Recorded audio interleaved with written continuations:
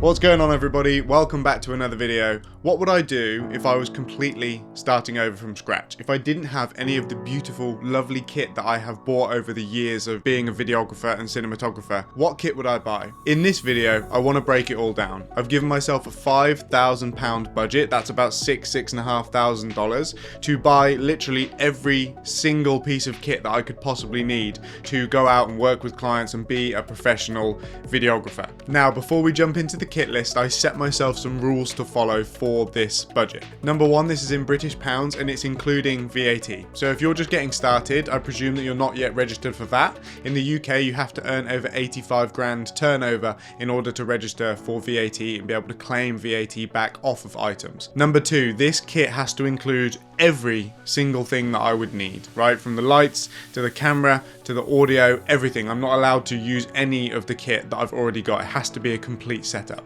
And number three, I wasn't allowed to pick any secondhand gear. Everything had to be brand new. I hate it when I watch these videos and people buy secondhand kit because the price of secondhand kit can fluctuate massively. So if I'm saying to you that you can buy all of this for 5,000, but then I've got 3 items in there which vary from like 5 to 800, how do you know whether you can get it for 5,000? So every single piece has to be brand new. And one last thing, just before we jump in here, if you want this spreadsheet that I'm going to be running through in this video, there's a link down there. I don't want your email. I don't want anything from you. It's literally just a spreadsheet with all of the Amazon links, not affiliate links, where you can pick up all of this kit if you're in the UK. Let's jump into the kit list. I've got the full thing on my phone just here, and let's start off with the main event, right? The camera, the thing that's going to be recording all of your beautiful footage for your clients.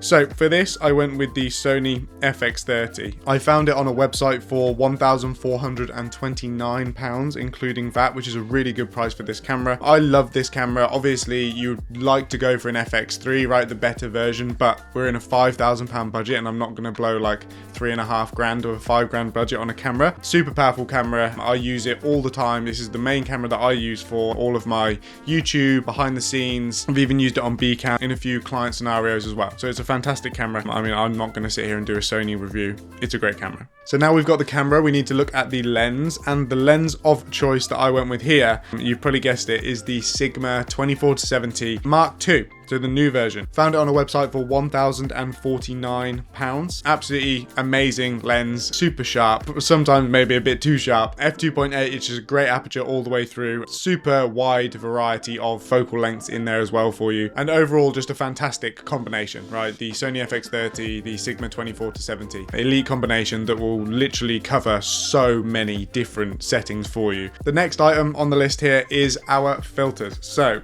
ND polarizer, I found one that does both. So KNF Concepts variable ND from ND4 to ND64 with a polarizing filter attached to it as well. 82mm matches the 24-70 and only $88.99 for this. So super deal. 2 filters for the 24-70 for like £40 each if you break them down. So that was great. Now we are in need of some memory. We need some cards to record onto, right? So I found these Lexar 128GB V60s. Now, argument is that V60 is probably not a powerful enough card for the FX30. Ideally, you'd want V90s, but you only really need V90s, in my experience anyway, when you're recording like 100p, 100 frames a second. I record on V60s with my FX30 at 25 and 50 frames, and it's literally no problem. When I try and go to 100 frames, sometimes it's a little bit weird. I find that for client projects and events and stuff like that, 100 frames is just too slow. Like, the action doesn't happen quick enough. So anyway, 2 128GB Lexar V60 cards for just under £80, so £79.37, which is a cracking deal. So you've got 256 gigs of storage there for your media. Next, we are looking at power. So unfortunately, Sony batteries for the FX30,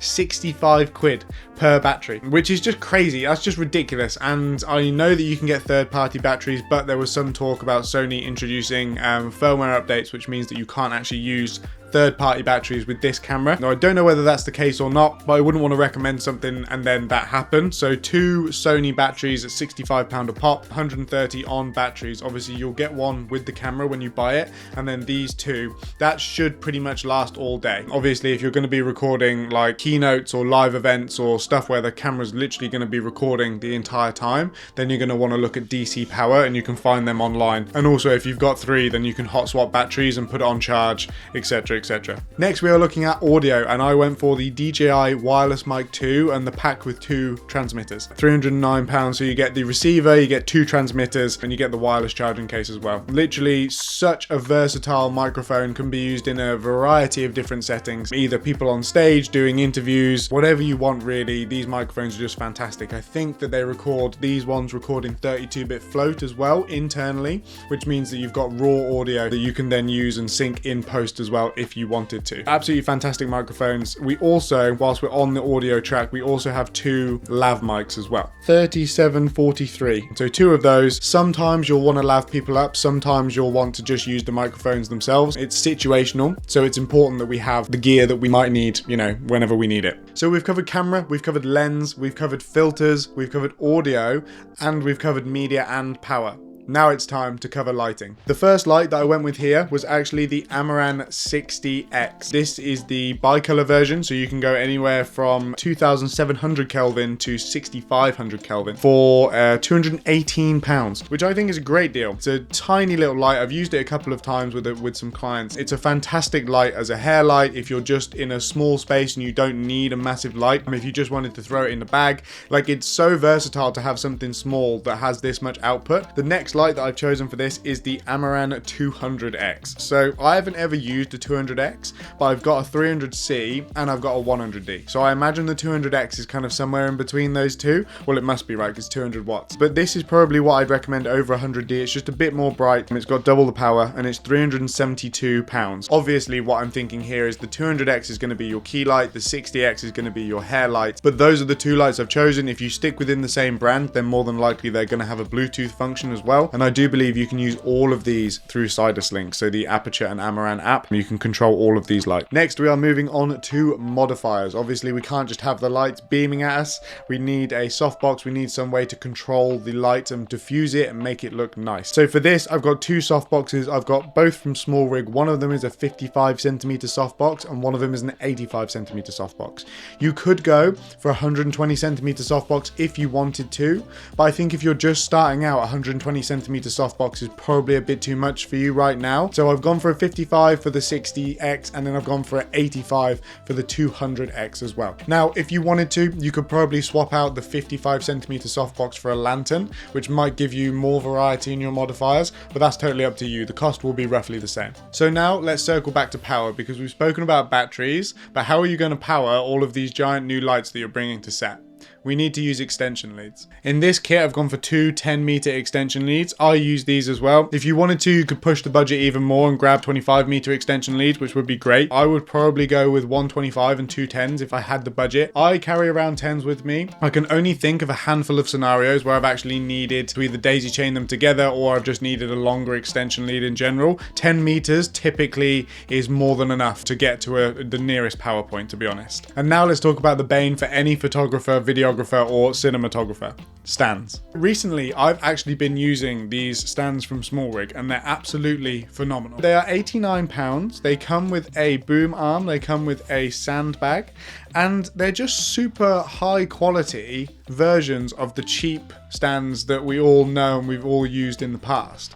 I'm really impressed with how they handle. I have a 300C on this right now, and it's not overkill. You're not really worried about it, which is great. To mount a 200X and a 60X on this, like, they'll do it no problem. I probably wouldn't with the 200, but you could definitely boom the 60X over if you needed to kind of hide a hair light for sure. So 2 of these Small Rig stands at £89 a pop. Absolute bargain. Alright, so we're getting towards the end of the list. We're on to tripods now. And I found this tripod from Kea, a brand called Kea, which is only £90. Meant to be £128.99, but it's £90.30. Looks like a great video tripod. I don't know why it's so inexpensive compared to the Small Rig or, you know, other kind of tripods in this price bracket, but they'll all be manufactured in exactly the same place with some slight differences. At this stage in your career, I wouldn't particularly worry about having the smoothest tripod head, because you'll mainly just be using it for kind of interviews and stuff like that. You won't be at the stage where you're using your tripod mainly for cinematography, so don't worry about it. Second to last on the list is a gimbal. So we've gone for the new DJI RS4. For the FX30, you definitely don't need the RS4 Pro. The RS4 will be more than enough. And what I've selected here is actually the combo. So this comes with the focus motor as well as the extra handle as well. I hate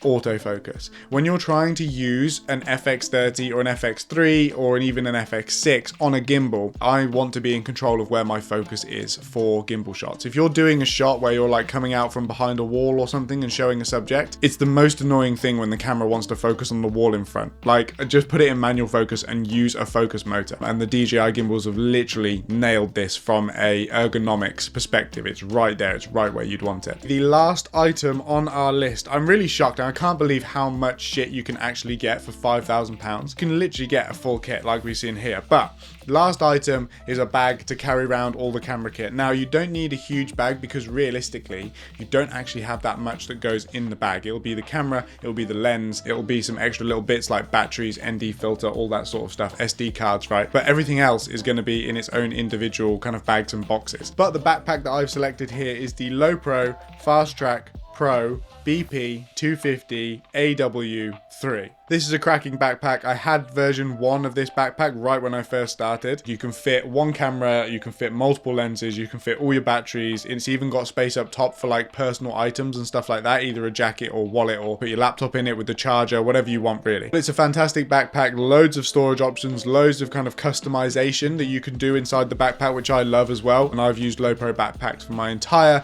career and they've never let me down. So anyway, let's break down every single item and see how our £5,000 is being spent. Starting off with the most expensive, of course, is the camera.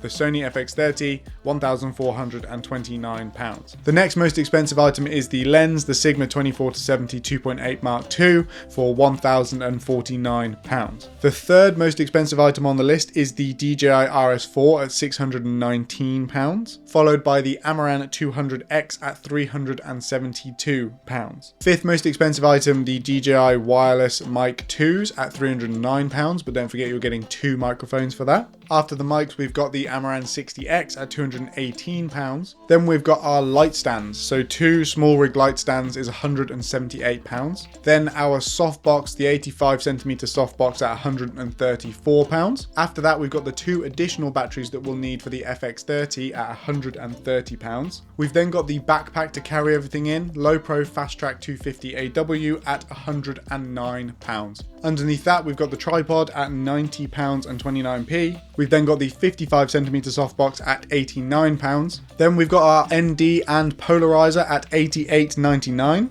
Then we've got our 2 lavalier microphones to go with our 2 DJI transmitters, and they were $74.86. We've then got the 228GB Lexar V60s at $72.63 for those 2. And finally, we've got our 2 10-meter extension leads for $37.80 for the 2 of them, bringing us to a grand total of 5,057p. So I went over budget by 57p, but I think you'll allow me that. I honestly can't believe how much you can get for your money nowadays. I think that we always feel quite shitty as filmmakers and videographers that our career is so expensive and new stuff comes out all the time and it makes us feel like our kit isn't enough. But actually, going through this and doing this budget has made me realize how accessible and how low the barrier to entry in our industry is nowadays, which is absolutely fantastic. Like, even 5 to 10 years ago, if you were trying to get the quality that we can get nowadays for just £5,000, that would cost you 6-7 figures to get the quality that we can get now for such a low price, which is just incredible. However, that's everything that I've got for you today. Hope you enjoyed the video. If there's any pieces of kit that you'd swap out, make sure to let me know down in the comments below. And with all of this being said, I will catch you in the next one. Take care.